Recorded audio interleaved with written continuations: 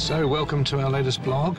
We're driving to Comic-Con with butterflies in my stomach, presenting footage for the first time. It was always a slightly intimidating and scary thing. Plus, I've got to face a day of interviews. But another 10 hours and it'll all be behind us.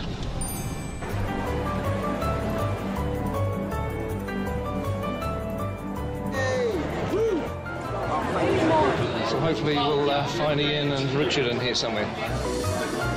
The Hobbit certainly is more funny. One interview down.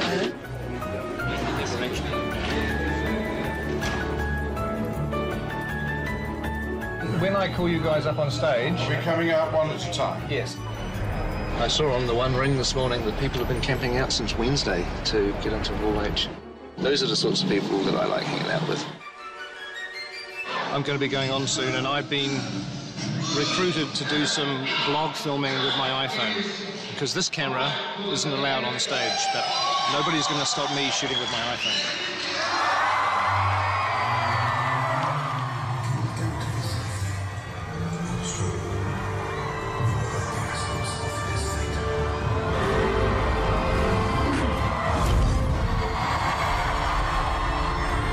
Ladies and gentlemen, please welcome to the stage.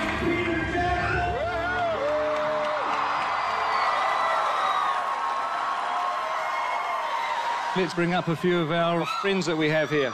Philippa Boyens, Andy Serkis, Richard Armitage, Martin Freeman, Sir Ian McKellen. We also have a surprise guest, Elijah Wood.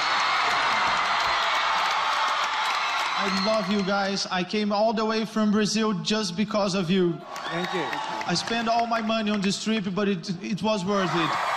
These are the people that we're making the film for, and I'm really happy that it was received in such a great way. I'd just like you to do something for all the people that couldn't be here. Could you just say hi from Comic-Con? 1, 2, 3. Fantastic. No need for a take two. That was bloody good. And so now we would like to show you a little bit of what we showed the audience in Hall H.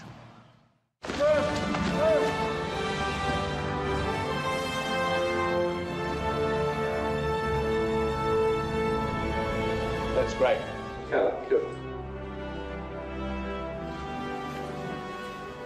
Welcome to the last 5 days of our shoot. It's a bittersweet kind of moment. It feels like I'm still at the foot of the mountain. It's a little difficult to do a wrap-out on our last bit of shooting because so much of what we've been doing recently has been filmed too, which is obviously secret. But we'll show you little bits and pieces, little snippets, and there'll be a lot more of what we've been doing that we'll save up for future vlogs.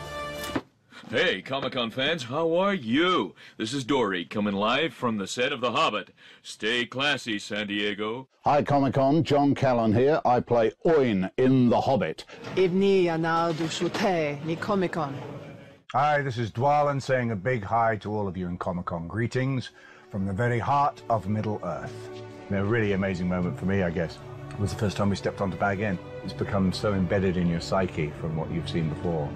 We're all ready to go, and Ian came on for the first time, and you look at him and you go, oh my God, that's Gandalf. I look back on that with fondness because we got to know each other on Bag End, and we really got to know each other as dwarves. Hi Comic-Con, it's Adam Brown here, aka Ori from The Hobbit set. One of the most exciting things, I think, for me was working on these sets that kind of are part of our history. And there was I working on Rivendell with some incredible actors. Just watching Cate Blanchett act, it was very moving. We had shivers down our spines. It was absolutely astonishing. It's been a privilege being back in Middle-earth. Hey, Comic-Con. Hope you're having a good time. My name is Lee Pace. I play the Elven King, Thranduil. Some of the work that I really loved was with Terry Notary, who designs movement for the different races. And the way the elves move is very different than the way the dwarves move, obviously. It was really fun to get into that character and really move in a way that is not human. Yeah! Sylvester McCoy, who played Radagast, is the loveliest man. I need people. I think that Sylvester's going to be one of the delights of these movies. The real McCoy. I remember going out to Trentham and wandering through the 100 meters of forest that they built seeing Roscabel, which is Radagast's house. Radagast's character was a lovely, spirited wizard, and his house really reflected his character beautifully. Dale was beautiful. It really was like, it was like being in another country. It was very Moroccan, Turkish, sort of Italian. Yeah. Dale was one of the larger sets. It rivals some of the biggest sets we've ever built, which would have been Minas Tirith and Helm's Deep, I guess, in the old days. The city of Dale was such a huge set. You're able to just wander around as if you were in some abandoned city you've always wanted to visit. The most fun I've had on set would probably be the Goblins. Goblin Town, the sets just seem to be really sharp and really angular, and lots of flames and lots of bones. We were introduced to the Great Goblin. Well, Barry Humphries is something of an iconic legend in this part of the world, and I've seen 2 or 3 of his Dame Edna stage shows, and Barry and the Goblin King just seem to be a natural fit. Yeah. You seen the pile of intestines? Oh, no, but I'll go and check them out. I don't know if anyone's home, but we'll soon see. I found Bayon's house absolutely mesmerizing. It's one of my favorite parts of the book, and the creation, the carving that they did inside that beautiful barn, and everything was so oversized. I want to write the theme tune, sing the theme tune. We built it to the scale of the dwarves, so it was huge. And it made all of us feel small. I used to be able to stand on that set and look at the crew setting up the camera, and they looked like tiny little people. It was kind of incredible. Morning, everyone. Happy last day. Morning. What we're doing for this shot is we're going to get Orlando up on here. Somebody stuck something to my back. What is it? Second unit, I think we're a bit of the rock and roll unit, and, you know, we have a bit of fun.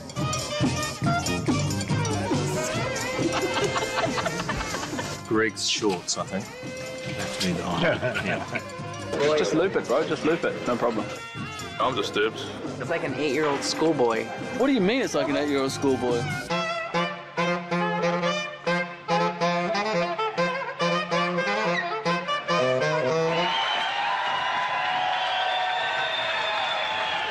He's a rock star. He has got energy to burn, and that infectious enthusiasm and his absolute dedication made a huge difference to the second unit. And crank it up. And in 3, 2, 1, action! And cut! That is a wrap for the second unit. Second unit! There's a mixture of emotions. Good to finish, but sad at the same time. Quite frankly, I can't imagine this occurring anywhere else on the planet, so thank you from the bottom of my heart. One of the memories that really sticks in my head the most is walking in through the gates of Stone Street at 4:45 in the morning when it's dark and there's no one else here and the stars are still out, and then slowly the studio comes to life and the sun comes up. I saw a lot of those days. You're going to be getting up at 5:30 in the morning for a year and a half, at least 12 hours a day. Morning. You literally just wake up every morning and go shoot a movie, and it seems to last a lifetime. This is the kind of movie where it changes everybody's lives. What we do is kind of driven by adrenaline, so we keep going until we collapse. We've got ready about 20 people a day, and that's about 5,000 prosthetic makeups. It's not gonna work, it's not in line. Ow! We're busy, but sometimes we get bored being busy. In the last 18 months, we've probably gone through about 20 litres of glue, about 450 miles of yak hair, hence there are now a lot of cold yaks in the Himalayas somewhere. I've never worked on such a hairy movie. Even I'm sporting a beard now, and I've never had a beard before, so it's obviously sort of rubbing off somewhere along the line. Just the sheer amount of lead characters with costumes. For some reason, they all want to wear costumes. They all want pants, they all want shoes made for an enormous amount of costumes. All of these clothes to nearly the back of the truck is Bilbo. For Smorg's Lair, we used so much gold paint. I used everything in Australasia, and we had to get it from Germany. Wunderbar. 22,817,520 feet if we were shooting 35mm like this. And I'm really glad we're not. I'm sure that I've done over 2,500 drawings. I kept my pencil stubs. You're literally doing a drawing one day and then walking on the sets a few days later. We shoot a set take it out and replace it for the very next day's shoot. They put up the most incredible sets. You walk in the night before and it's not finished and you think, my God, how are we ever going to be in here tomorrow filming? And yet you walk in 8 o'clock the next morning and it's ready to go. To me, that's probably one of the most gratifying things on this whole picture, that all these people force through impossible odds and create these beautiful things. Wow, look at that. Yes. I'll miss the camaraderie of the folks that we've built up and the cast and crew. You know, we've spent an awful long time together. There's like sort of 12 or 13 of us who have been in a mini army.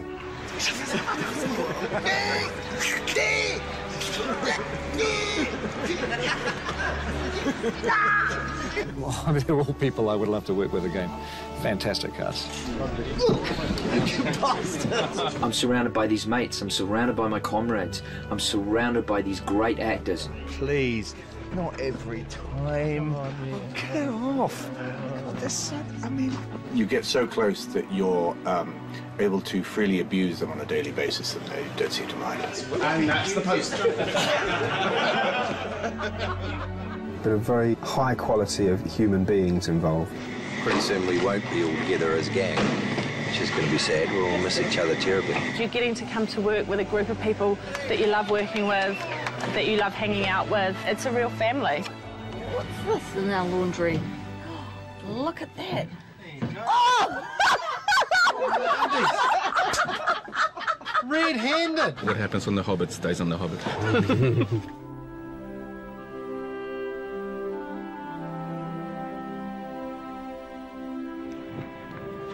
Finishing up in Mirkwood today, eh? It's the old, finish with a bang.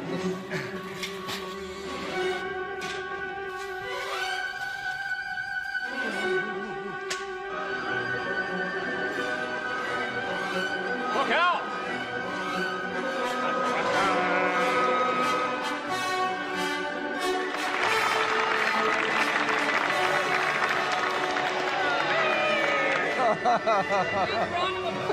I'm gonna miss you, man.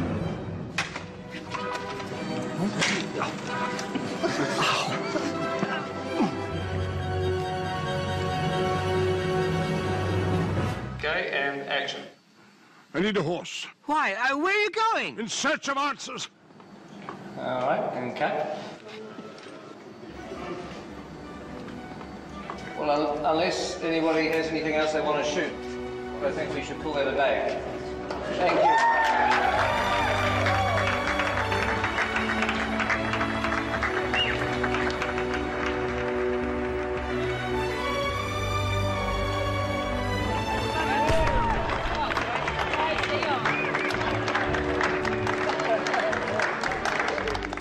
Well, obviously, I just want to say thank you to everybody, an incredible cast, incredible crew.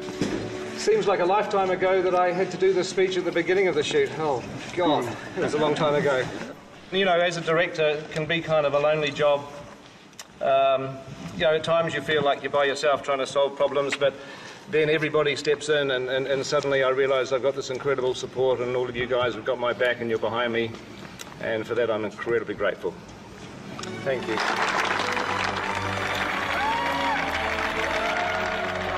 Peter's Bubbles right next door.